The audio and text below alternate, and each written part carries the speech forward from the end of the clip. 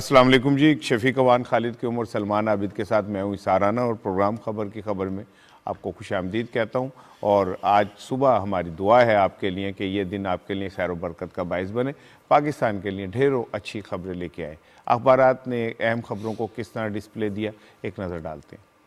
वजीर आजम इमरान खान का वफाकी वज़रा और आर्मी चीफ के हमरा ISI हेडक्वार्टर्स का दौरा। हुकूमत के ज़िमनी मालियाती तरमीमी बिल आज मंजूर कराने के फैसले को आज के तमाम कौमी अखबारात ने फ्रंट पेजेस पर डिस्प्ले किया। रोजनामा नवाए वक्त की सुर्खी के अल्फाज हैं, वजीर आजम का दौरा, ISI सेक्रेटेरिएट, मुल्क की सलामती पर ब्रीफिंग, आर्मी चीफ भी मौजूद थे। रोजनामा पाकिस्तान ने भी इसी खबर को अहमियत दी। वजीर आजम का आर्मी चीफ के हमरा ISI सेक्रेटेरिएट का दौरा। खाद की जखीरा अंदोजी में मुलव्विस अफराद के खिलाफ सख्त कार्रवाई की जाए, वजीर आजम इमरान खान। रोजनामा नई बात ने इसी खबर के लिए इन अल्फाज का चुनाव किया। वजीर आजम का ISI हेडक्वार्टर का दौरा, वफाकी वज़रा, आर्मी चीफ के हमरा, मुल्क की सलामती, अफगान सूरत हाल के तनाजुर में खित्ते में दरपेश तब्दीलियों पर ब्रीफिंग। रोजनामा दुनिया की सुर्खी भी वजीर आजम के दौरे से मुताल्लिक है। वजीर आजम का अहम वफाकी वज़रा के हमरा ISI हेडक्वार्टर का दौरा, कौमी सलामती पर ब्रीफिंग। इसी खबर को रोजनामा जंग ने इस तरह सफ़े अव्वल पर पेश किया। वजीर आजम का आर्मी चीफ के हमरा ISI हेडक्वार्टर का दौरा, मुल्क की सलामती के खित्ते की पेशरफ्त पर ब्रीफिंग। रोजनामा एक्सप्रेस की सुर्खी हुकूमत के फाइनेंस बिल की मंजूरी के फैसले से मुताल्लिक है। अल्फाज हैं, ज़िमनी मालियाती तरमीमी बिल आज मंजूर कराने का फैसला। इंग्लिश अखबार एक्सप्रेस ट्रिब्यून की लीड स्टोरी है, PM lauds ISI effort for national security। The nation की मेन स्टोरी है, PM expresses satisfaction over ISI's preparedness to safeguard national interest। Daily Times की टॉप स्टोरी है, PM lauds ISI effort for national security stability। The News ने भी इसी खबर को front page पर कवरेज दी। PM chief of army staff briefed on security at ISI headquarter. Dawn अखबार की हेडलाइन स्टोरी है, attorney general asked Punjab to form board on Nawaz health. और एक नज़र डालते हैं जी रनआउट के ऊपर। वजीर आजम का आर्मी चीफ के हमरा ISI हेडक्वार्टर्स का दौरा। हुकूमत मिनी बजट की मंजूरी के लिए मुतहरिक।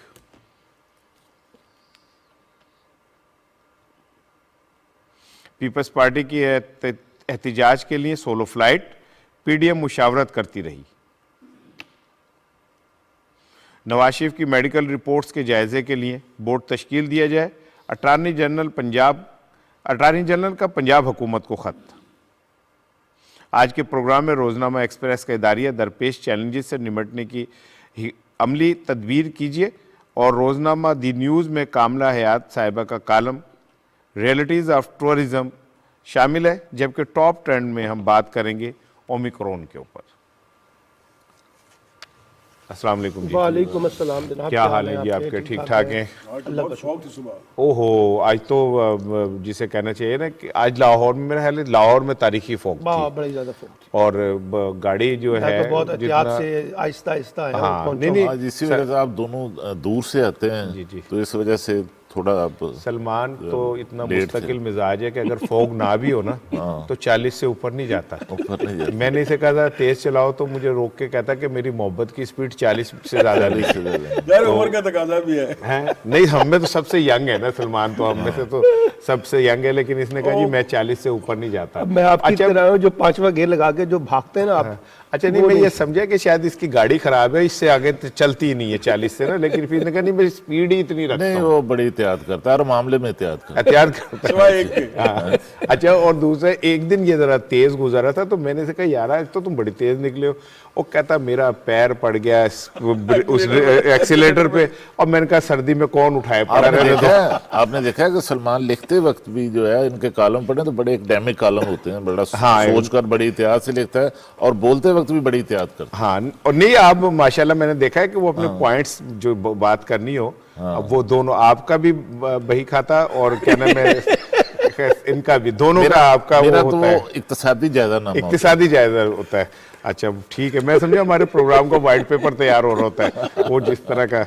लेकिन कल वजीर आजम साहब गए आर्मी चीफ साहब के हमरा, उन्होंने ISI के हेडक्वार्टर का दौरा किया और इस मौके पे उन्होंने एक तो ISI की एफर्ट्स जो है उसकी तारीफ़ की, नेशनल सिक्योरिटी के हवाले से जो एफर्ट्स थी, और उसके अलावा उनको दाखिली और ख़ारजी मामलात के ऊपर जो है वो ब्रीफिंग भी दी गई और मुल्क की सिक्योरिटी के ऊपर भी वो बात हुई।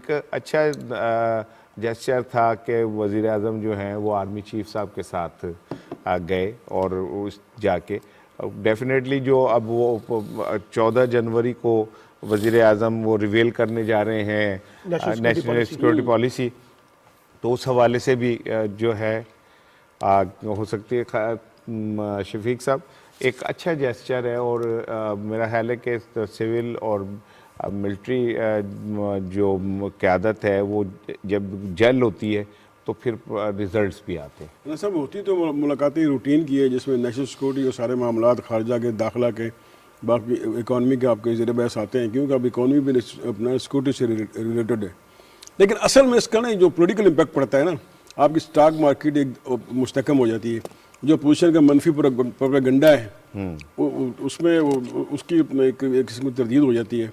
वो जो एक मुसलसल वो अपना मीडिया ब्रिगेड और दूसरे अपना पोजीशन में लगे होते हैं कि खुदा न खास्ता फ़ौज और हुकूमत में इख्तलाफात हैं, तो ये रूटीन की मीटिंग होती है। लेकिन इसमें इन मीटिंगों से एक इम्पैक्ट बाहर आता है कि नहीं भाई दे आर जल, they are on the same page. और ये आप ऐसी खबरों से फिर आपकी अपना स्टॉक मार्केट भी बेहतर होती है, आपका जो है इकॉनमी बेहतर होती है, और जो मुख्तलिफ आपके हैं ना वो सियासी लोग और जो सियासी इदारे हैं या दूसरे इदारे हैं जो ये अपना पंजाबी कहते हैं सन लाई हुई इन्होंने कि भाई हुकूमत कमज़ोर हो रही है, तो उनको भी कान हो गए थे भाई नहीं इसके पॉलिटिकल इम्पैक्ट ज़्यादा है। नेशनल सिक्योरिटी के हवाले से इम्पैक्ट तो उसके हैं ही हैं, नो डाउट। और ISI का दौरा करना, फिर उनको ब्रीफ करना प्राइम मिनिस्टर को, वो ब्रीफिंग जिसका हमें और आपको नहीं पता, वो जो नेशनल सिक्योरिटी से मुतल्लिक है। बिल्कुल ठीक है, ये इसका असल मकसद ये है, लेकिन इसके पॉलिटिकल इम्पैक्ट ज़्यादा है। हमेशा ज्वाइन किया है जनरल नईम रिटायर्ड नईम खालिद लोधी साहब ने। लोधी साहब अस्सलाम वालेकुम। वालेकुम सलाम रहमतुल्लाह। सर कल हम बात कर रहे हैं कि वज़ीर आज़म आर्मी चीफ साहब के साथ ISI हेडक्वार्टर्स का दौरा किया, उन्हें ब्रीफिंग वगैरह भी दी गई, तो एक अच्छी एक्सरसाइज है सर। और जो आने वाले दिनों में कौमी सलामती पॉलिसी को भी सामने लाया जा रहा है, उसमें भी जाहिर है ये तो तय कर लिया होगा कि कौन सी चीज़ें क्लासिफाइड रहेंगी और कौन सी अवाम तक पहुँचेंगी। जी बिल्कुल ठीक है। असल में आपको पता है कि नए ISI के चीफ ने एक तो टेक ओवर किया है। दूसरी बात यह है कि जो अफवाहें उड़ी हुई थी कि जी ये थोड़ा सा कोई टेंशन है हुकूमत और फौज के दरमियान, वो भी मेरा ख्याल वो क्लियर हो गई है। तो ये बड़ा अच्छा इशारा है इस बात की तरफ कि तमाम चीज़ें मुनासिब डायरेक्शन में जा रही हैं।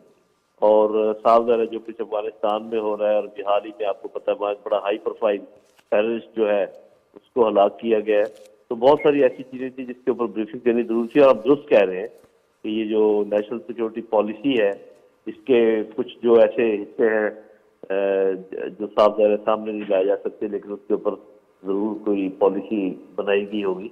अच्छा सर, ये बताइएगा, आपकी बात का कतई कलामी की माफ़ी, आप भी हिस्सा रहे नेशनल सिक्योरिटी पॉलिसी की तैयारी का, तो जो हिस्सा आवाम को ओपन किया जा रहा है, जो क्लासिफाइड है, जो नहीं किया जा रहा है, वो बहुत सेंसिटिव है और ये तय कर लिया गया सियासी और अस्करी क़यादत ने कि आने वाले दौर में हमने बतौर कौम जिंदगी किस तरह गुजारनी है।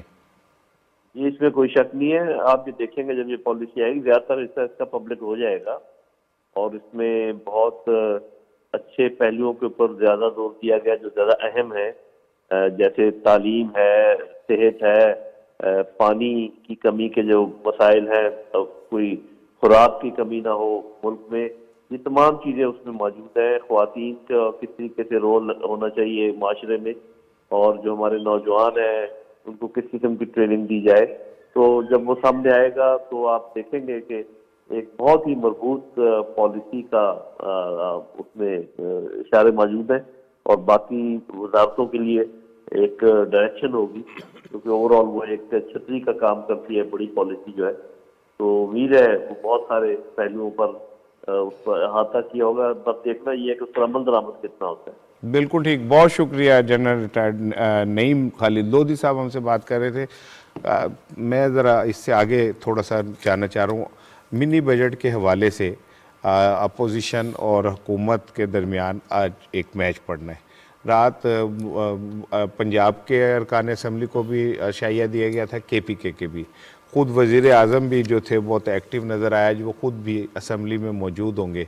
तो आज एक बार फिर एक पता चल जाएगा दूध का दूध पानी का पानी, और अक्सरियत और पार्लियामेंट के अंदर किसकी पोजीशन क्या है। देखिए, एक तो ये कि एक अमूमी तासुर मीडिया के अंदर या अपोजिशन जमातें इस तरह से देती हैं कि हुकूमत जो है वो इत्तेमाद का वोट खो चुकी है और हुकूमत के पास नंबर गेम पूरे नहीं है, और बड़ी मिन्नतें की जाती हैं, बड़ा उसके अंदर जिसे कहते हैं तरले मिन्नतें हो रही होती हैं, और लगता ही है कि ये बिल पास नहीं हो सकेगा। और फिर ये कहा जाता है कि जनाब जो इत्तेहादी जमातें हैं वो भी नाराज़ हो गई हैं और वो अपना फैसला करने वाली हैं। लेकिन हर दफ़ा हमने देखा है शफीक, जिस वक्त काउंटिंग होती है तो बुनियादी तौर पे हुकूमत के लोग ना सिर्फ इंटैक्ट होते हैं बल्कि अपोजिशन से भी 10-12 लोग जो है वो गायब हो जाते हैं। यानी अपोजिशन को नंबर अपने पूरे करने के लिए मुश्किलात का सामना करना पड़ता है, हुकूमत के नंबर तो पूरे हो जाते हैं। अच्छा देखिए, इत्तेहादी जमातें जो है ना, अमूमी तौर पर दुनिया की पॉलिटिक्स में अगर आप देखें तो जिस वक्त इस तरह के जोड़ तोड़ हो रहे होते हैं और उनको पता हो कि हमारे वोट की बड़ी अहमियत है, तो वो हुकूमत से बार्गेनिंग करते हैं, और वो बार्गेनिंग चिप इसको यूज करके ना अपने हक में कुछ फैसले करवाना चाहते हैं। इसलिए जब इत्तेहादी जमातें आखिर में रिजिस्ट कर रही हो ना, जिसका मतलब ये है कि कुछ लो और कुछ दो की बुनियाद पे हमें एडजस्ट किया जाए। अच्छा, ये फाइनली फिर हो जाता है। और फिर आपने देखा कि वो जो तारिक बशीर चीमा साहब हैं, जब वो EVM का मसला आया था, कितना उन्होंने गुफ्तगू की थी, फाइनली फिर उन्होंने वोट उसी के हक में दिया था, PMLQ ने की क़यादत ने। इसलिए मुझे लगता है कि आज भी, हालांकि बिलावल भुट्टो ने साहब ने बड़ी तनकीद की, शहबाज शरीफ साहब ने बड़ी तनकीद की, ख्वाजा आसिफ ने बड़ी तनकीद की, और शो यही किया कि हम इसके ऊपर किसी सूरत में इसको पास नहीं होने देंगे। ये पास तो हो जाएगा, और ये इसलिए पास हो जाएगा कि ये एक कॉन्स्टिट्यूशनल रिक्वायरमेंट भी है, हुकूमत की भी, अपोजिशन की भी और स्टेट की भी। लेकिन एक बड़ी दिलचस्प बात ये होगी जो आज आप देखेंगे, अगर ये बिल जब काउंटिंग की तरफ जाएगा, कि अपोजिशन जो है, जिसने 2-4 दिन पहले कहा था हम पार्लियामेंट से बाहर भरपूर एहतजाज करेंगे, भाई पार्लियामेंट के अंदर जो है, जहां आपको अपने नंबर्स पूरे करने हैं, जहां आपको हुकूमत को टफ टाइम देना है, वहां आप तकरीरें करते हैं, और तकरीरें करने के बाद फिर चले भी जाते हैं। यानी फिर हुकूमत का जवाब सुनने के लिए तैयार नहीं होते। यानी 3 घंटे की तकरीर करते हैं शहबाज शरीफ साहब, 1.5 घंटे की करते हैं बिलावल भुट्टो साहब। जब हुकूमत का कोई बंदा तकरीर करने लगता है तो शोर मचाना शुरू कर देते हैं। इनकी गुफ्तगू पूरी सुने, दूसरों की वो गुफ्तगू सुनना नहीं चाहते। तो मुझे लगता ही है कि मिनी बजट भी पास हो जाएगा, और आप देखिएगा इसके अंदर अपोजिशन फिर एक दफा जो है एक्सपोज होगी, और वो अपने नंबर्स उस तरह से पूरे नहीं कर सकेगी जिस तरह से वो ये दावे करती है। ठीक है खालिद साहब, वज़ीर आज़म आज इत्तेहादियों से मिलेंगे भी, तो इसका मतलब ये है कि अगर कोई थोड़ी बहुत कसर रह भी जाएगी तो वज़ीर आज़म आज मुलाकात में मतलब उनको एतमाद में ले सकते हैं। देखिए राणा साहब, मुझे तो लगता है कि आज मिनी बजट जो है वो बड़ी आसानी के साथ जो है वो पास हो जाएगा, क्योंकि किसी सतह पर हुकूमत और अपोजिशन में किसी स्टेज पर मुझे तो कोई इस बजट की मंजूरी के लिए मुफाहमत भी जो है गैर एलानिया नज़र आ रही है। जिस तरह अपोजिशन ने जो प्रोग्राम बनाया है कि वो अंदर अपनी अददी जो उनकी कुव्वत है, ताकत है, उसको साबित करने की बजाय वो पार्लियामेंट से बाहर अपना उसी दौरान जो है, जब हुकूमत जो है अपने इत्तेहादियों के साथ मिलकर इस बिल को मंजूर करवा रही होगी, तो उस वक्त उनका पार्लियामेंट से बाहर जो है वो एहतजाज चल रहा होगा। वैसे भी देखिए कि पार्लियामेंट के अंदर, ख़ासतौर पर कौमी असम्बली के अंदर, इस वक्त हुकूमत को अपनी इत्तेहादी जमातों के अरकान मिलाकर 182 अरकान की हमायत हासिल है, जबकि अपोजिशन के पास जो है 160 अरकान है। 22 अरकान का जो है वो वाज़ेह फ़र्क है। और इत्तेहादियों की बात जहाँ तक है, इत्तेहादियों के यकीनन कुछ तहफ़्फ़ुज़ात काफ लीग के और MQM के थे, लेकिन वो भी बिल की मुखालफत में जाने की बात नहीं कर रहे।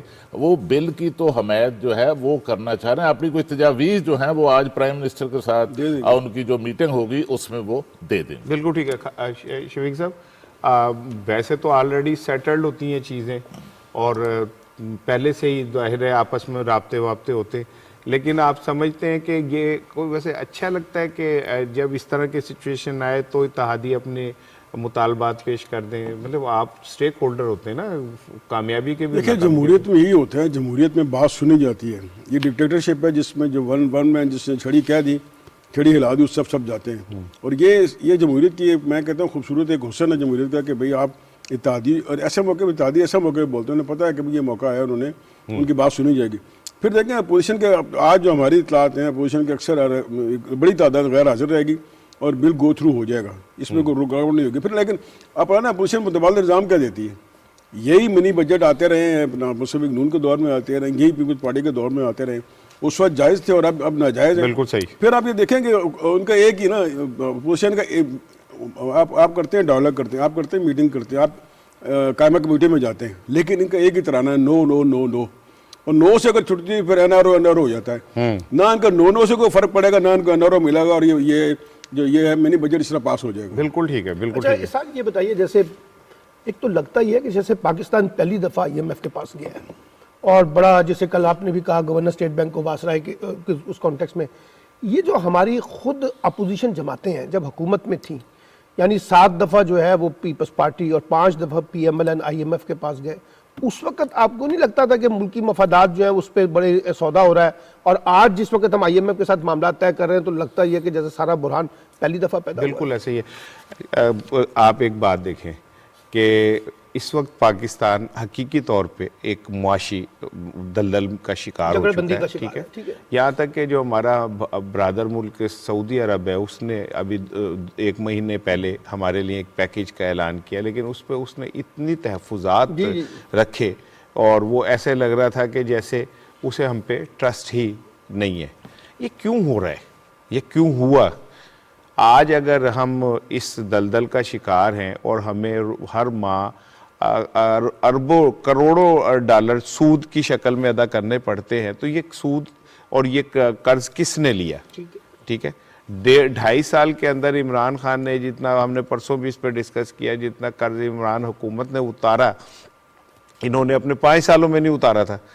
तो यार दुख की बात है कि ये पीपल्स पार्टी, ये मुस्लिम लीग नून, जो इस मुल्क के मुआशी बदहाली के असल जिम्मेदार हैं, वो सिर्फ सियासी पॉइंट स्कोरिंग के लिए असेंबली में और लोगों को बेवकूफ़ बनाने के लिए IMF के हवाले से हमने घुटने टेक दिए, हमने ये कर। तुम 9 दफ़ा तो तुम गए हो पीपल्स पार्टी वाले, ठीक है, 4 दफ़ा 5 दफ़ा मुस्लिम लीग नून चली गई। आप लोगों ने इतना कर्जा ले लिया, इतना कर्जा ले लिया कि आज हमारी इकॉनमी पता नहीं किस तरह सरवाइव कर रही है, और ये इमरान खान की सलाहियतों का इम्तहान था जिसमें वो पूरे उतरे। और एक बात मैं आपको बताऊं, कल बिलावल साहब की तकरीर और शहबाज साहब की तकरीर के बाद ना मुझे अंदाज़ा हो गया था कि आज बिल पास हो जाएगा, ठीक है ना। उन्होंने कल अपनी बारी लेके अपनी उन्होंने जो पॉइंट स्कोरिंग करनी थी वो करके आज वो जनाब अली आप देखिएगा कि वो सब कापियाँ शापियाँ उछाल के और बस फारिग हो अच्छा, उसमें मुझे तो सबसे बड़ा जो अलमिया लगता है ना शफीक साहब, एक तरफ शहबाज शरीफ साहब कहते हैं कि मुल्क को एक इकोनॉमिक चार्टर की जरूरत है, बिलावल साहब भी कहते हैं। अब अंदाजा लगाइए इस पूरे क्राइसिस में उन्होंने कोई मुतबादल तजावीज़ दी हो, यानी आप बिलावल साहब की तकरीर उठा के देख लें, आप शहबाज शरीफ साहब की तकरीर उठा के देख लें, आप ख्वाजा आसिफ की तकरीर उठा के देखें, कोई तजवीज़ नहीं है सिवाय बैशिंग के अलावा कोई नहीं है। अच्छा, एक तरफ कहते हैं कि जी इकोनॉमिक चार्टर आना चाहिए, दूसरी तरफ आपके पास कोई मुतबादल प्लान ही कोई नहीं है जिसकी बुनियाद पे आपने आगे चलना है, आपने इसको लीड करना है। तो मुझे ये लगता है कि बुनियादी तौर पर हमारे यहाँ जो पार्लिमानी पॉलिटिक्स में अगर हुकूमत को आप क्रिटिसाइज कर रहे हैं तो कम से कम पहले अपना मुतबादल होमवर्क तो तैयार करके रखें ना, किन पॉइंट्स के ऊपर आप कहना चाह रहे हैं। मिसाल के तौर पे आप कहते हैं कि मिनी बजट जो है वो ज्यादती करेगा पाकिस्तान के लोगों के साथ, तो आपके पास क्या मुतबादल प्लान है जिसको आप लेके चले? और ये गवर्नमेंट ने कहा कि आपके पास जो भी मुतबादल प्लान है, आपको याद है जिस वक्त कहा गया था ये फौरी तौर पर आज ही पास हो जाएगा, उस वक्त हुकूमत ने एक क्वेश्चन निकाला कि नहीं इसके ऊपर डिस्कशन करते हैं, अपोजिशन के पास जो भी तजावीज़ हैं हम उसको खैर मकदम करेंगे, वेलकम करते हैं, लेकिन तजावीज़ तो आती कोई नहीं है। तजावीज़ तो ये आती है कि जनाब वो सिलेक्टेड है उसको रिजाइन कर देना चाहिए, फलां कर देना चाहिए, ये कर देना चाहिए, और जो असल प्लान है उसके ऊपर आप आते नहीं है, जिसकी वजह से फिर जो एक अपोजिशन को होमवर्क करना चाहिए था वो ना होने की वजह से अगर कोई अच्छी चीज भी अपोजिशन ला सकती है वो भी नहीं लेके आती। बिल्कुल सही है। ये देखिए राणा साहब, ये जो इसमें एक स्टेट बैंक की खुद मुख्तारी का एक बिल जो है वो भी इसके साथ अमेंडमेंट का बिल आ रहा है, और ये बिल इसलिए आ रहा है ताकि इसका जो फाइनेंशियल कंट्रोल है, जो रेगुलेटर है स्टेट बैंक, उसका रोल जो है उसको बढ़ाया जाए, और इसका जो एक्सचेंज रेट में जो तयन करने का रोल था वो ख़त्म किया जाए, और हुकूमतें जो लामहदूद जो है वो कर्जे लेती हैं और नोट छापती हैं उनको कंट्रोल किया जाए। और नून लीग ने जो अपने दौर में इसहाक डार साहब ने जिस तरह रुपए को ओवर वैल्यू रखा, और वहाँ स्टेट बैंक के गवर्नर को, बल्कि कायम काम गवर्नर थे, उनको एक मौका पर मुखालफत पर हटा दिया गया और सारा जकड़ कर जो है वजारत खजाना के तहत। ये देखे ना, ये अपना आपने बिल्कुल सही पॉइंट आउट किया कि ये 30 साल ये क्या करते रहे, ये इतनी बार IMF गए तो क्या उन्होंने किया, ये मैं जवाब दूं क्या किया उन्होंने, ये एवन फील्ड और ये सारे मिल बनाते रहे। आप सिंध का हाल देख लें कि खरबों का बजट है, अगर आज उसका ऑडिट शुरू कर दे ना तो ये सारे ना मेरा सारी उम्र जेल में चले बिल्कुल जाए। ऐसे। इसका ख्याल नहीं करते कि इसके जिम्मेदार कौन है। पंजाब में देखें कि जो एक शहबाज स्पीड थी, उस शहबाज स्पीड ने क्या हाल किया, नहीं चंद मखसूस हल्के, चंद मखसूस इलाके, चंद मखसूस अजला, और उसमें जहाँ इनका और चंद मखसूस सहाफी जहाँ इनका अपना क्लाउड है वहाँ डेवलपमेंट करते हैं ताकि वहाँ से इसको पॉलिटिकल माइलेज मिल जाए। क्या जो जनूबी पंजाब है वो पंजाब का हिस्सा नहीं है? बिल्कुल ठीक। क्या जो शुमाली पंजाब है वो पंजाब का हिस्सा नहीं है? बिल्कुल सिर्फ एक पिंडी को आप दे के एक मेट्रो ट्रेन और मुल्तान को मेट्रो ट्रेन दे के बाकी सारे आप सो गए। वहाँ देखे ना कोई हॉस्पिटल है ना कोई इंफ्रास्ट्रक्चर है, अब नजर आ रहा है। तो ये सारी जिम्मेदारी इन पे है। लेकिन ज़ाहिर है हुकूमत जो काम करती है, अपोजिशन का काम तो होता है उसको अपोज करना, चाहे उन्हें सोने के अंडे ला के दे देना, कहते नहीं जी मेरा ताड़ा अंडा ज़्यादा पीला, मेरा अंडा घट पीला है। बिल्कुल सही, तो बिल्कुल ये तो अपोजिशन का तो ये हमेशा ही वतीरा रहा है, उसने यही करना है। बिल्कुल सही। वो एक साहब थे तो उनकी बेगम अपोजिशन की तरह कभी भी उनसे मुतासिर नहीं होती थी तो उन्होंने जाके जंगल में चिल्ला काटा और अपने घर के ऊपर उड़ना शुरू कर दिया।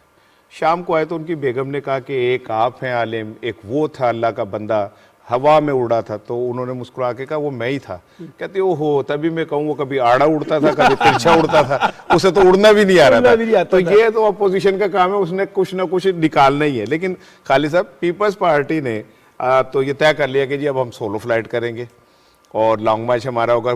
जियालों का प्रेशर जो है काम कर गया और जियालों का ये कहना था कि जनाब जब भी आप मिल के दोनों राम बलराम की जोड़ी इकट्ठी होती है तो पीपल्स पार्टी को नुकसान होता है, और अगर आपने कुछ करना है तो आप अकेले करें, तो हम आपके साथ चलेंगे। दूसरी जानिब कल जनाब अली फजलुर रहमान साहब और शहबाज साहब की मुलाकात हुई, उन्होंने भी तहरीक अदम एतमाद, और ये वो अंदर की खबर ये है कि मौलाना फजलुर रहमान ने कहा कि अगर पीपल्स पार्टी ये करना चाह रही है तो उन्हें करने दें, हम उनके पीछे अपना कुछ और कर लेंगे। नहीं, देखिए वहाँ पर शहबाज शरीफ साहब ने इतलात ये हैं कि मौलाना फजलुर रहमान साहब को पीपल्स पार्टी के साथ मिलकर जो है मुश्तरका लॉन्ग मार्च की तजवीज़ जो है वो मौलाना साहब को दी।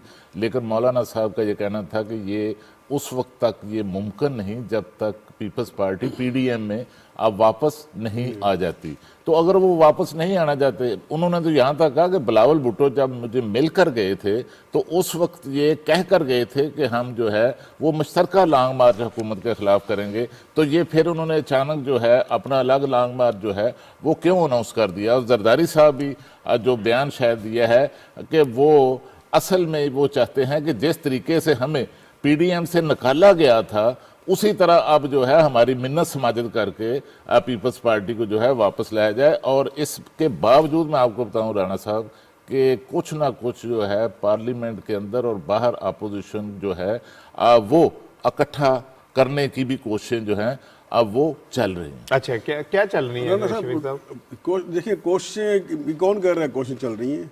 ये तो उन्होंने अपना देखा, फजलुर रहमान के सिर्फ चल रहे हैं और जरदारी साहब के सिर्फ चल रहे हैं।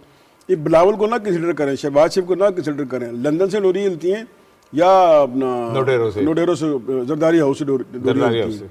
असल में ना फिर फजलुर रहमान तो बेचारा बीच में डमी बन गया ना, क्योंकि पहले दो बार धोखा हुआ, लॉन्ग मार्च किया और ये इन्होंने उनका साथ नहीं दिया। फिर पिंडी गया तो चौधरी साहब ने उठा दिया, इस्लामाबाद जो उनका धरना गया था।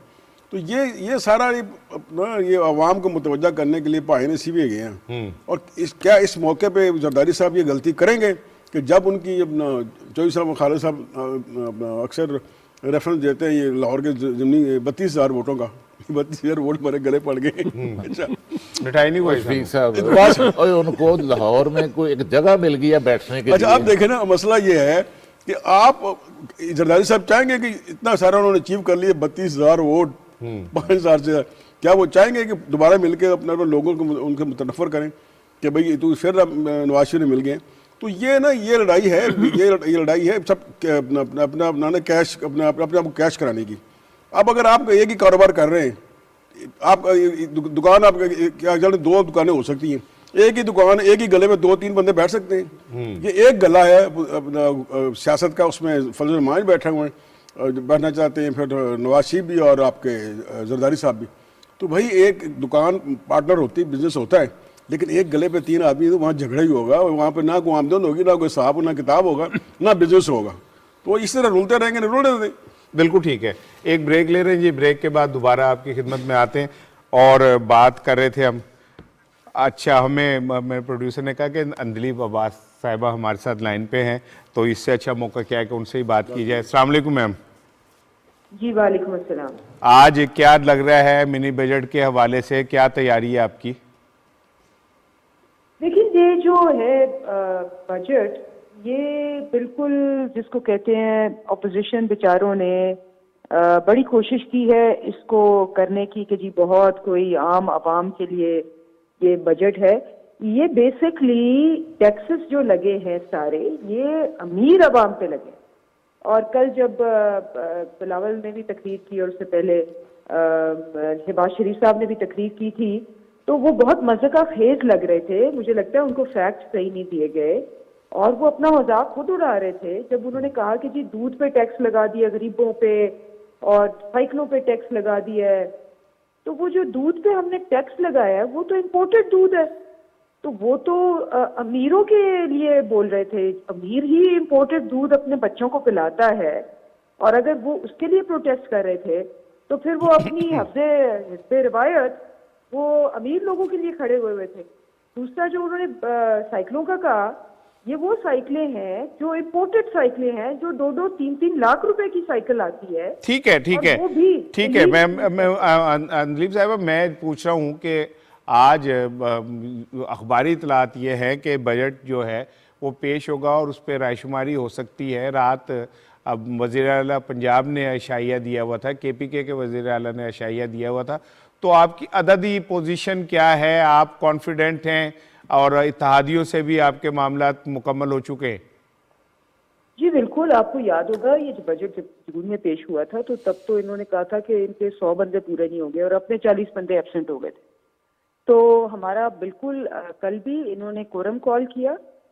वो अगर देखिए 1.5 घंटे की तकरीर की बिलावल ने, तो ऑब्वियसली लोग इधर उधर हो जाते हैं। कोरम कॉल किया हमने, हमारे बंदे वापस आ गए, पूरा हमारा कोरम भी कंप्लीट था। ठीक, आज हमारी पार्लियामेंट्री कमेटी की वो भी सारी है, सब आए हैं। ठीक ठीक। अच्छा, ये बताइएगा कि अटॉर्नी जनरल ने पंजाब हुकूमत को ख़त लिखा है नवाज शरीफ साहब की मेडिकल रिपोर्ट्स का जायज़ा लेने के लिए, तो आप नहीं समझती कि इसमें तो बहुत सारे आप हुकूमती मशीनरी के भी लोग हैं जिन्होंने ये गलत रिपोर्ट तैयार करने में अपना किरदार अदा किया था? देखिए मैं समझती हूँ कि उस वक्त उनके प्लेटलेट्स जो नीचे थे वो बेसिकली इसलिए थे कि वो एक जेल में थे। आपको पता है कि सारी उम्र वो जेल से भागे हैं। पिछली दफा भी जब वो जेल में गए थे तो वो डील करके भाग गए थे। इस दफा उन्होंने बड़ी कोशिश की लेकिन नहीं हुई। अब वो उनको ये डर ये था कि ये तो PTI की गवर्नमेंट है, PTI की गवर्नमेंट तो शायद ये जो बेटर क्लास जेल है इससे भी निकाल के इनको वो जो जेल होनी चाहिए इनको आम कैदियों के साथ उसमें डाल दे। और स्ट्रेस के साथ जो उनके डायबिटीज या बाकी चीजें भी है, प्लेटलेट्स लो हो जाते हैं। ये तो कोई ऐसी बात नहीं है। जब भी स्ट्रेस हो आपको, यहाँ ब्लड प्रेशर आपका, अगर जो भी आपको बीमारी होती है ठीक ब्लड ठीक। प्रेशर, मैं जो आपसे सवाल पूछा, आई एम सॉरी मैं बार बार इंटरप्ट कर रहा हूँ आपको। मैं तो ये कह रहा हूँ कि बोर्ड तश्कील दे दिया जाएगा, तो ये बात तो पहले भी अब सबके सामने है कि जो रिपोर्ट्स थी उनमें भी कोई थोड़ा सा फॉर्जरी हुई, आगे पीछे चीज़ें हुई, तो ये बोर्ड किस चीज़ का तयन करेगा? जी ये बोर्ड जो है ये बोर्ड तयन करेगा जी। इन्होंने कुल मिला के 1.5 साल में 8 रिपोर्टें ली। ये तयन करेगा कि ये रिपोर्टें जो हैं ये क्या कह रही हैं, क्या इनकी रिपोर्ट्स में डॉक्टर्स जो हैं वो कौन इन्वॉल्व हैं, शायद डॉक्टर्स से डायरेक्ट ये बात भी करें। और अगर ये रिपोर्ट्स उनकी ज़ाहरी हालत से मैच नहीं कर रही तो फिर इन पर इन्वेस्टिगेशन होगी। ठीक है, ठीक है। ये आखिरी सवाल बताइएगा कि कब जा रहे हैं आप शहबाज शरीफ साहब के हवाले से अदालत से रुजू करने? तैयारी मुकम्मल हो गई है आपकी? देखिए इसका प्रोसेस है। पहला प्रोसेस ये है कि जी रिपोर्ट पेश होंगी। अगर मेडिकल रिपोर्ट आती है और वो कहती है कि जी इनकी हालत बिल्कुल सही थी और ये जो है इनका वहाँ रहने का कोई जवाज नहीं था, तो फिर हमारा केस ये बनता है कि एक मेडिकल बोर्ड ने जो है इनको वापस आ जाना चाहिए था 8 हफ्ते बाद, ये नहीं आए तो शहबाज शरीफ ने as a guarantor contempt of court किया है। ये फिर हमारा केस बनेगा, बट पहले बोर्ड अपनी जजमेंट देगा। बिल्कुल ठीक, बहुत शुक्रिया अंदलीब साहब हमसे बात कर रहे थे। एक ब्रेक ले रहे हैं जी, ब्रेक के बाद आएंगे, इसी पे बात करेंगे, मियां नवाज शरीफ साहब की रिपोर्ट्स के हवाले से बात करेंगे। एक ब्रेक ले रहे हैं।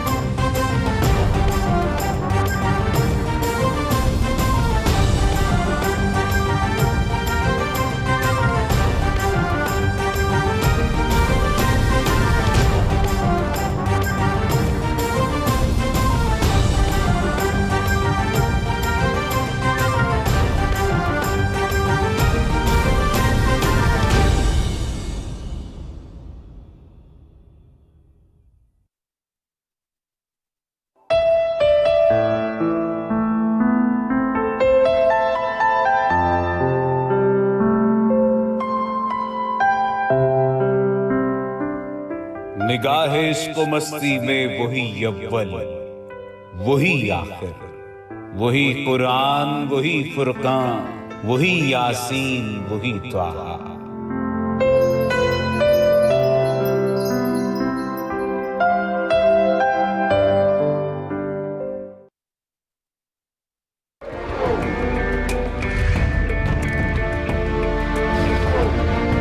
ये आपका इख्तियार है कि किसी हुकूमत को ताकत अता करें या बरतरफ कर दें, लेकिन इसके लिए हुजूम का तरीका इस्तेमाल करना हरगिज दुरुस्त नहीं है। आपको अपनी ताकत का इस्तेमाल सीखने के लिए निज़ाम को समझना होगा। अगर आप किसी हुकूमत से मुतमन नहीं हैं, तो आइन आपको मज़कूरा हुकूमत बरतरफ करने का इख्तियार देता है, लिहाजा आइनी तरीके से ही ये अमल अंजाम दिया जाना चाहिए।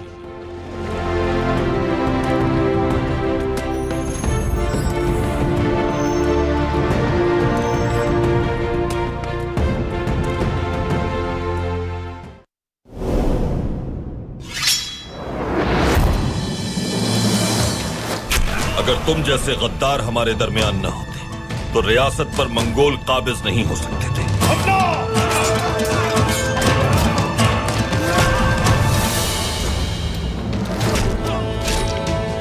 हम दोनों मिलके अभी बहुत सी जाने लेंगे। तुम्हारी ज़बानें अगर गुस्ताखी करेंगी तो मैं उन्हें तुम्हारे हलक से खींच दूंगा। तुम आज तक उस फितने का हिस्सा बनी रही। कुछ और जरूरी नामुकम्मल कामों की तकमील भी अंजाम तक पहुंचाना बाकी है। जालिम के खिलाफ जंग अगर हजारों साल भी जारी रहे तो हम पीछे हटने वालों में से नहीं।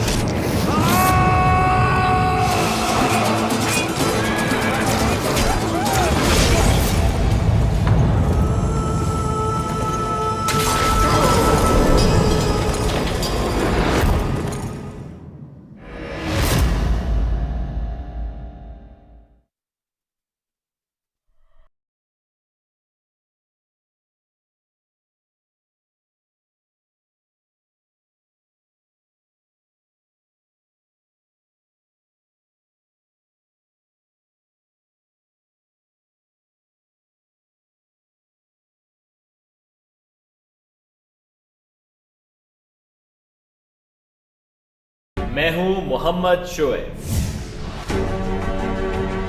और मैं हूँ ज़रिया राजपूत। हम बात करेंगे हर उस खबर पर और हर उस वाक़े पर जिसका ताल्लुक बराह रास्त हम सब से है। हमारी मजहबी और माशरती अक़दार से है, पाकिस्तान से है। इस दौरान जिंदा करेंगे गुजरे हुए ऐसे लम्हात को जो आज भी हमारी हंसी यादों का हिस्सा है, और रखेंगे नजर मुस्तकबिल पर कि हर आने वाला नया दिन पूरी कौम को क्या पैगाम दे रहा।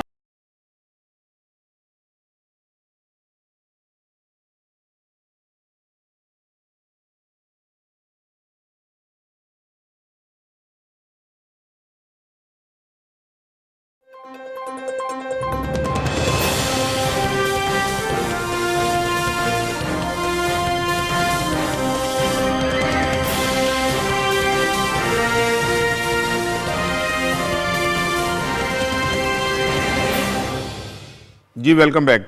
सलमान साहब, अभी जो अंदलीब साहिबा से बात हो रही थी और वो बोर्ड तश्कील दिया जाएगा, आप समझते हैं कि एक दफ़ा कौम को पता तो चलना चाहिए कि कौन से चेहरे थे जिन्होंने इस सारी गेम में अपना किरदार अदा किया? देखिए, असूली बात तो आपने बिल्कुल ठीक की है कि वो तमाम करैक्टर सामने आने चाहिए जिन्होंने नवाज शरीफ साहब को बाहर निकालने में उनको फैसिलिटेट किया। लेकिन अब पता नहीं पाकिस्तान में ऐसा हो सकेगा या नहीं हो सकेगा, लेकिन सवाल बुनियादी नोयत का यही है कि नवाज शरीफ साहब जिस बुनियाद के ऊपर पाकिस्तान से बाहर गए थे, वो बुनियाद तो ऐसे लग रही थी जैसे कि वो बहुत एमरजेंसी की उनकी कंडीशन है और उनको फौरी तौर पे हॉस्पिटलाइज होना पड़ेगा। वो हमने देखा कि वो नहीं हुआ। और फिर हमने देखा कि नवाज शरीफ साहब ने बीमारी को एक बतौर हथियार इस्तेमाल किया अपने सियासी अज़ाइम के लिए, अपने सियासी एजेंडे के लिए और अपने आप को सियासी तौर पर बचाने के लिए। ये अब हमने देख लिया और वो वहाँ बैठ के इस वक्त जो कुछ कर रहे हैं वो जस्टिफाई करता है कि नवाज शरीफ साहब की हालत वो नहीं है जिस तरह से हमें दिखाई जा रही थी या बताई जा रही थी। अब ये जो मेडिकल बोर्ड है, ये तश्कील जब दिया जाएगा तो इसकी 3 कॉन्टेक्स्ट है। पहला तो कॉन्टेक्स्ट ये है कि जी इंटरनल जो उनकी रिपोर्ट्स हैं उसको देखा जाएगा, एक्सटर्नल रिपोर्ट्स उनसे मांगी जा सकती हैं, क्या नवाज शरीफ साहब वो रिपोर्ट देंगे, ये एक अलग सवाल है। अच्छा, फिर उसके बाद अगर वो ये कह देते हैं कि नवाज शरीफ साहब की हालत ये है, तो फिर आप पहले वो लोगों को जिन्होंने उनको फैसिलिटेट किया, क्या उनके खिलाफ कोई कार्रवाई हो सकेगी, एक सवाल। फिर उसके बाद ये कि कौन सा ऐसा तरीका है जिसके तहत आप उसको बाहर वहाँ से वापस लेके आ सकेंगे, ये दूसरा नोयत का सवाल है। लेकिन सवाल बुनियादी तौर पे तो शहबाज शरीफ साहब से पूछा जाना चाहिए ना सर, जिन्होंने उनकी जमानत दी थी और ये काम अदालत को करना है। अदालत उनसे पूछे कि भाई आपने 8 हफ्ते का टाइम मांगा था, वो आई नहीं है, अब आप हमें जरा वो रिपोर्टें पेश कर दे जिनकी वजह से आपको लगता है कि उनकी कंडीशन बहुत ज्यादा वर्स्ट है और वो पाकिस्तान ट्रैवल नहीं कर सकते, और कौन से डॉक्टरों ने ये रिकमेंड किया है कि वो पाकिस्तान वापस नहीं जा सकते, उनकी बीमारी जो है वो बहुत खतरनाक है। अगर वो ये नहीं देते हैं तो फिर नवाज शरीफ साहब के खिलाफ एक्शन होना चाहिए असली तौर पे, और वरना फिर आप कानून ना बनाए, फिर आप रख दें जिसको मर्जी, जिसका दिल करता है, जिसको अपनी मर्जी से इस्तेमाल करना चाहते हैं वो करते रहे। खालिद साहब, कानून को एक मजाक नहीं बना लिया है दोनों भाइयों ने? एक ने कानून के साथ चीटिंग की डॉक्यूमेंटेशन में और खुद को बीमार साबित किया और करने के बाद वो बाहर चले गए, और दूसरे भाई ने अदालत के अंदर चीटिंग की और कहा कि जी मैं जामिन हूँ, अगर ये नहीं आएंगे तो ये इनकी नज़र में कानून की क्या पोजीशन है? देखिए राणा साहब के ये बहुत बड़ा इस वक्त ये सवाल बन चुका है, जो बात आपने की है कि क्या ये सारी सहूलियात जो हैं ये सिर्फ शरीफ बरादरान के लिए हैं, कि पहले भी माजी में भी हमने देखा कि किस तरह एक मुआहदा करके उनको जेल से जो है वो बाहर सऊदी अरब उनको मुंतकिल किया गया और फिर मुआहदे की रोशनी में फिर वो पाकिस्तान आए, फिर उनके केसेस ख़त्म हुए। तो क्या वो अब फिर उसी तरह का एक माहौल चाह रहे हैं कि एक डील के ज़रिए, एक निज़ाम के ज़रिए वो मुल्क से बाहर जो हैं वो जेल से बाहर गए, इलाज के लिए गए, 17 माह हो गए, कोई इलाज जो है अब वो तो हमें 17 माह में नज़र नहीं आया। और अब भी मैं आपको बताऊं कि वो पाकिस्तान अभी कोशिश करेंगे कि ना आए, वो उस वक्त पाकिस्तान आएंगे जब उनका यहाँ रास्ता क्लियर होगा, उनको इशारे वाज़े तौर पर मिलेंगे और उनको यकीन होगा कि जब वो पाकिस्तान जाएंगे तो उनके केसेस भी ख़त्म हो जाएंगे, उनकी जेल भी ख़त्म हो जाएगी और ये कानून पाकिस्तान में फिर सब के लिए एक जैसा हो जाएगा। राणा साहब, मेरा इससे बिल्कुल मुख्तलिफ ख्यालात है, नज़रिया है कि ठीक है, देखे ना, हम अपना एक केस बिल्ड हुआ, सज़ा हुई, अंदर चले गए, जैसे तैसे चीटिंग की, धोखा दिया, बाहर चले गए। अब मेडिकल रिपोर्ट्स उनकी आनी थी, तो यहाँ जो हुकूमत है, यहाँ जो मुतलका इदारे हैं वो सोए हुए थे कि भाई वो अपना जो उनकी रिपोर्ट्स उनको मंगवाते हैं, उनको पब्लिक करते हैं कि ये उनकी रिपोर्ट्स हैं और ये अपना उनकी सेहत है और ये वो वहाँ फिर रहे हैं। इसको कोई ना किसी ने कोई टच नहीं किया और मजबूरन वफाकी हुकूमत को अटॉर्नी जनरल को करना पड़ा कि भाई बोर्ड बनाएं। ये यहाँ की हुकूमत का काम था, जो वज़ारत सेहत थी उसका काम था कि वो इसको फॉलो अप करती, लेकिन फॉलो अप नहीं करती। मुनीर न्याज़ी कहते हैं हमेशा देर कर देता हूँ, और देर करने पर अपना नुकसान होता है।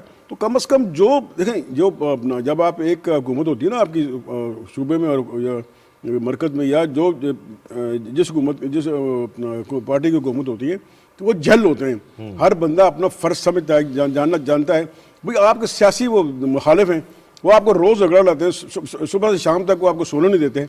और एक आपका जेन्युइन आपके पास एक कॉज जनरल रीज़न है कि भाई उसका जो रिपोर्ट्स हैं वो वहाँ क्या कर रहे हैं। आप कम से कम मीडिया को ब्रीफ करें, आप कम से कम उस पर रिपोर्ट दें, अदालत से रुजू करें, आज खुद करें, बजाय वफाक कहने पे आप खुद रुजू करते हैं कि भाई ये है बंदा, वो नहीं आ रहा, ना हमें रिपोर्ट भेज रहा है, ताकि पब्लिक को पता चलता है कि ये असल में पीछे कहानी क्या है। लेकिन बस ना हम हमेशा देर कर देते हैं और इंतजार करते हैं कि और कोई आग जगाएगा। ये वफाकी हुकूमत का काम नहीं था। ये जो यहाँ बोर्ड बना, बोर्ड का काम था, बोर्ड को चाहिए था कि वो इशू उठाता कि भाई क्या हाल है, इनकी रिपोर्ट नहीं आ रही, क्या एक बार क्या बीमार हूँ और फिर रहे हैं और नाश्ते भी कर रहे हैं और सब्जी भी खा रहे हैं और सब कुछ खा रहे हैं, और ये तो फिर नहीं, हमारा अपना कसूर है ना। बिल्कुल ठीक है। वो अगर आप इजाजत दें तो जो न्याज़ साहब का ये सुना दूं, वो कहता है वो कहते हैं ज़रूरी बात कहनी हो, कोई वादा निभाना हो, उसे आवाज़ देनी हो, उसे वापस बुलाना हो, हमेशा देर करता हूँ। अब देखें, मैं आपको अक्सर नेल्सन मंडेला साहब की कुछ चीज़ें कर रहा होता हूँ। नेल्सन मंडेला साहब से एक दफ़ा किसी ने पूछा, शफीक साहब, कि आपने कभी चीटिंग की? तो नेल्सन मंडेला ने सोचा, उनका एक दफ़ा मैंने की। मैं जब जेल में था तो एक रात मुझे बहुत तेज़ बुखार था और बड़ी शदीद सर्दी लग रही थी, तो मैंने एक वार्डन की मिन्नत करके एक कंबल फालतू ले लिया था। तो ये चीटिंग की थी मैंने। लीडर होते हैं भाई, लीडर खाली लफ्ज़ों से नहीं होते, खाली कहने से शेर कोई नहीं होता। कोई बंदा ये कहे कि मैं बब्बर शेर हूँ और पिस्तौल लेके संता सिंह गली में खड़ा था, तो किसी ने कहा कितने चले, कहता शेर दा शिकार करन, तो कहता जाता क्यों नहीं, कहता आगे कुत्ता खड़ा है, ठीक है ना। ओ भाई, तुम अगर इतने ही पहलवान हो तो दो कीमत लीडरशिप की। सॉरी बात यह है कि इसी धरती के ऊपर लोगों ने अपनी लीडरशिप की कीमत नहीं दी। अब चूम के क्या कहते हैं फंदे गले में डाले हैं, भगत सिंह से लेके भुट्टो तक लोगों ने पे किया। आप वैसे अपने आप को बनते हो बहुत बड़े इनकलाबी, और झूठ बोल के अदालतों को धोखा दे के आप बाहर चले गए, और बाहर जाके आपको फिर इनकलाब याद आ गया। मैं भी यही बात करना चाह रहा, जो आप कह रहे थे कि यहाँ पर सबसे बड़ी मिसाल तो जुल्फकार अली भुट्टो मरहूम की है। वो भी तो डील करके बाहर जा सकते। आपका दिमाग पढ़ता हूँ ना मैं आपके अंदर जो एक मासूम सा नन्ना सा प्यारा सा जियाला है, मैं उससे मोहब्बत करता हूँ, मेरे दिल में उसका बड़ा एहतराम है, मैं उससे लाडियाँ करता हूँ उस जियाले से।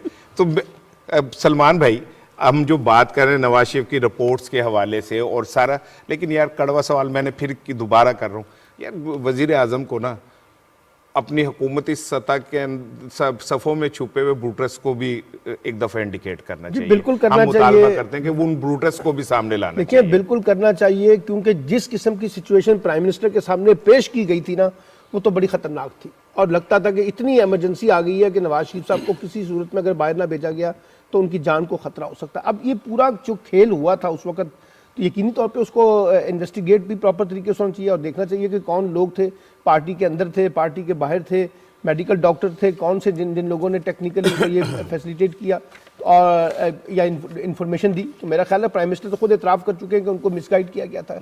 और शेख रशीद साहब ने एक इंटरव्यू में कहा भी है कि प्राइम मिनिस्टर को इस बात पे बड़ा गिला है कि उनको नवाज शरीफ साहब की बीमारी के हवाले से मिसगाइड किया गया। बिल्कुल राना साहब, ये जो कुछ हो रहा है, नवाज शरीफ जो सलूक हो रहा है, उसको कोई पूछ नहीं रहा, तो आम आदमी हमारा जो इंसाफ के लिए टकने को सही बात, कल भी हमने किया, डिस्कस किया, बिल्कुल ठीक, तो वो फिर कहाँ खड़े होंगे, उनकी कौन सुनेगा? आप क्या कौम के दिमाग में कमजोरों को क्या मैसेज दे रहे हैं यार, कि वो इस मुल्क के अंदर सिर्फ लुटने पिटने मरने भूख से खुदकशियां करने के लिए, और आपके कुत्ते भी जो है बाहर का मंगाया हुआ दूध पीते। वो सोशल मीडिया पे एक लतीफ़ा चल रहा था ना कि अगर आप याशी करना चाहते हैं और अपने आप को कानून से मुबर्रा करना चाहते हैं तो अपने नाम के साथ शरीफ का इजाफा करें, बिल्कुल कर तो इंशाल्लाह फाका होगा आपको। अच्छा जी, दी न्यूज़ में कामला हयात साहब का कालम है रियलिटीज़ ऑफ टूरिज्म, उसमें उन्होंने कुछ चीज़ों की तरफ निशानदेही की है। कहते हैं कि सियाहत एक बहुत बड़ी माशी तरक्की है, लेकिन इंतज़ामी ढांचा उसके लिए हमें तब्दील करना पड़ेगा, मरी वाला जो आपके सामने, और ब्यूरोक्रेसी को जामे इस्लाहात की ज़रूरत है। और फिर ये कि हमारा कोई होमवर्क नहीं है, इंडिकेशन तो उन्होंने बिल्कुल ठीक किए हैं उन मामला। बिल्कुल उन्होंने मिसाल दी हमारे जो मुस्लिम ममालिक है ना, जहाँ जिनके टूरिज्म डेवलप हुआ है, और पिछले एक दहाई में हुआ है या उससे कम अरसे में हुआ है, तुर्की है, कतर है, फिर आपका यूएई है, वो देखें वहाँ पे वो अब चल रही टूरिज्म पे रहे हैं। वो तेल जो है ना, तेल अब वो कहानी ऐसा ख़त्म हो रही है या कम हो रही है। आपका मलेशिया देख लें, तो ये हमें सिंगापुर मुस्लिम मालिकों ने उस तनाज़ुर से बात की है कि जो मुस्लिम मालिक हमारे कोई रिस्ट्रिक्शन भी है ना, तो आप इंफ्रास्ट्रक्चर बनाएं बजाय इसके कि आप ये फिर मार्केटिंग करें इसकी। बिल्कुल सही। सबसे पहले मार्केटिंग है, इंफ्रास्ट्रक्चर है, ताकि लोग जो आए उन्हें नजर आए कि हम कहें। यहाँ हम कहते हैं हमारा मुल्क जो स्विट्जरलैंड है, अगर गिलगित में चले जाएँ, बल्चिस्तान में चले जाएँ, सवात मालूम जब में चले जाएँ, लेकिन उसके लिए मार्केटिंग चाहिए और सबसे पहले वहाँ ऐसा इंफ्रास्ट्रक्चर बनाएं। अब ये जो सयाती मुकाम कैसे डेवलप होते हैं आप देखें ना, जीबीए में आप मुख्तलिफ अपना तकरीबात होती हैं, पोलो होता है, दूसरी चीज़ें होती है, इस तरह स्कीइंग होती है। तो ये हमारे जो शुमारी इलाका जाते हैं, वो जो सर्दियों के खेल जो गिने जाते हैं ना, उसमें वहाँ ये खेल हो सकते हैं। वहाँ टूर्नामेंट करें, लोकल लोगों को आप उसमें लेके आएँ, इंटरनेशनल लोगों को लेके आएँ, ताकि लोग आगे देखें कि भाई वहाँ जो अपना इतना महंगी जगह जाते हैं और यहाँ देखें, यहाँ आएँ और यहाँ आपको फैसिलिटी भी ज़्यादा मिलेंगी और यहाँ आपको मौके भी ज़्यादा मिलेंगे। बिल्कुल ठीक है। खालिद साहब, मरी को सियाती ज़िला बनाने का फैसला हुआ है, लेकिन असल बात तो ये कि जो मरी के होटल्स मालकान है और टूरिस्ट जो है, वो गाइड जो हैं, उनकी माइंड सेट को भी तब्दील करने की ज़रूरत है। राणा साहब, मसला ये है कि हमारे जो हुक्मरान थे माजी के, अब वो आप देखें तो मरी के अंदर अपने महल्लात तो उन्होंने बनाए, उन पर तो उन्होंने इन्वेस्टमेंट की, लेकिन मजमूई तौर पर जो मरी में हुकूमत की तरफ से इन्वेस्ट किया जाना था, अब वो नज़रअंदाज किया गया। और ये एक हिल स्टेशन था, इसको बहुत बड़ी एक आबादी जो है उसमें कन्वर्ट कर दिया गया। और अब इस हुकूमत ने ये जो नया लोकल गवर्नमेंट का आर्डीनेंस आया है पंजाब का, इसमें शफीक साहब एक बड़ी तब्दीली है कि मरी वाहद तहसील है पूरे पंजाब की जिसको म्यूनसिपल कॉरपोरेशन का दर्जा दिया गया, ताकि वहाँ पर इस तरह की अगर सूरत हाल पैदा हो तो इंतजाम जो हैं वो बेहतर हो सकें और अब उसको ज़िला बनाने का फैसला। बिल्कुल ठीक है। नहीं, मैं प्रोग्राम का वक्त खत्म हो रहा है, जल्दी से दूसरी बात मैं चाह रहा हूँ कि जब तक वहाँ के लोगों का माइंड सेट तब्दील नहीं होगा, जब तक आप सियाहों को दिल से वेलकम नहीं करेंगे, जब तक आप उनको फैसिलिटेट नहीं करेंगे, उन्हें एक्सप्लॉइट नहीं करेंगे, ना करें, फैसिलिटेट करें, तब तक ये ख्वाब पूरा नहीं हो सकता। एक्सप्लॉयटेशन जो है हमने देखा कि मरी के इलाके में बहुत ज्यादा है, वहां पर होटल माफिया जो है वो बहुत एक्सप्लॉयट करता है, वो तो अपने होटल के आगे से गुजरने के भी पैसे वसूल करते हैं। बिल्कुल, और वो जो कड़ा माफिया जब बर्फबारी होती है तो उस वक्त वहां पर वो 4-4, 5-5, 6-6 हज़ार पे जो है लोगों की जो है लोगों को ब्लैकमेल करते हैं और जबरदस्ती वसूल करते हैं। तो इसमें जो कमिश्नर हैं या डिप्टी कमिश्नर हैं या असिस्टेंट कमिश्नर हैं, इंतजामिया को इसका जो है वो साहब, इसके लिए ना हमें जो मरी के आसपास नथिया गली और दूसरे इलाके उनको डेवलप करना होगा, मजीद पॉइंट बनाने होंगे ताकि लोगों को सहूलियात हों। अब मरी वाहिद है जहाँ पे इजी अप्रोच है, अगर आप आसपास के एरिया डेवलप कर देते हैं, वहाँ पे इंफ्रास्ट्रक्चर बना देते हैं, जो लोग वहाँ जाएंगे, यहाँ रश नहीं होगा। बिल्कुल ठीक है। अब पाकिस्तान की हिदायत पर कोटली सतियां को भी डेवलप करने की कोशिश की जा रही है। रोजनामा एक्सप्रेस का इदारिया मैं आपसे डिस्कस करना चाह रहा था, वो कहते हैं दरपेश चैलेंजेस से निपटने के लिए अमली तदबीर कीजिए, और उसमें उन्होंने बहुत सारी चीज़ें इंडिकेट की हैं कि बुनियादी तौर पर तो उन्होंने कहा है कि जो प्राइम मिनिस्टर साहब जितनी एफर्ट्स कर रहे हैं, ख़ास तौर पे जो कमज़ोर तबके हैं ना, उनको माशी तौर पे मजबूत बनाने के लिए, उन्होंने कहा वो बड़ी अप्रिशिएट है, उनकी नीयत पे कोई शक नहीं है, उनके खलूस पे कोई शक नहीं है। लेकिन साथ साथ जो चैलेंजेस है ना, वो वही चैलेंजेस है जिसका जिक्र अभी हम कर रहे हैं कि अपने इंतज़ामी ढांचे को इतना स्ट्रॉन्ग कर दें कि वो लोगों को अकाउंटेबल हो, वो लोगों को डिलीवर कर सके, गवर्नेंस को ज़्यादा से ज़्यादा इंप्रूव करें। और जो चैलेंजेस इस वक्त गवर्नेंस के कॉन्टेक्स्ट में आ रहे हैं, अगर उसको आप फोकस कर लें तो फिर आपके जो जितने ड्रीम्स हैं उनको आप बेहतर तरीके से डील कर सकते। अब प्रोग्राम का वक्त खत्म हो रहा है जी। टॉप 10 था ओमिक्रॉन, प्लीज़ अपना ख्याल रखिए, ये तेज़ी से बढ़ रहा है और हमने अच्छी तरह मुकाबला किया है माजी में, तो अब भी हमें बतौर कौम SOPs पे अमल करना चाहिए। आज के प्रोग्राम का वक्त खत्म हो रहा है। जाते जाते फवाद चौधरी साहब की एक चीज़ मैं आपसे शेयर करना चाह रहा हूँ कि हुकूमत ने उस्मान मिर्ज़ा केस, जिसमें वो लड़का और लड़की ने कंप्रोमाइज़ कर लिया और पहचानने से इनकार कर दिया, वहाँ पे हुकूमत ने ऐलान किया कि हुकूमत खुद मुद्दई बनेगी, रियासत खुद मुद्दई बनेगी और मुलजिमों को सज़ा देगी। ये है स्प्रिट। जब तक हम ताकतवरों के गिरेबान को हाथ पक डाल के नहीं झंझोड़ेंगे, इस मुल्क में इंसाफ का जो निज़ाम है वो मशकूक रहेगा। बिल्कुल ठीक है फवाद चौधरी साहब ने कि वो उस्मान मिर्ज़ा हो या जतोई हो, ये जितने भी मुकदमात हैं इंसाफ के लिए चैलेंज है, और इस चैलेंज में अगर रियासत खड़ी है तो इंशाल्लाह हक़ की फतह होगी।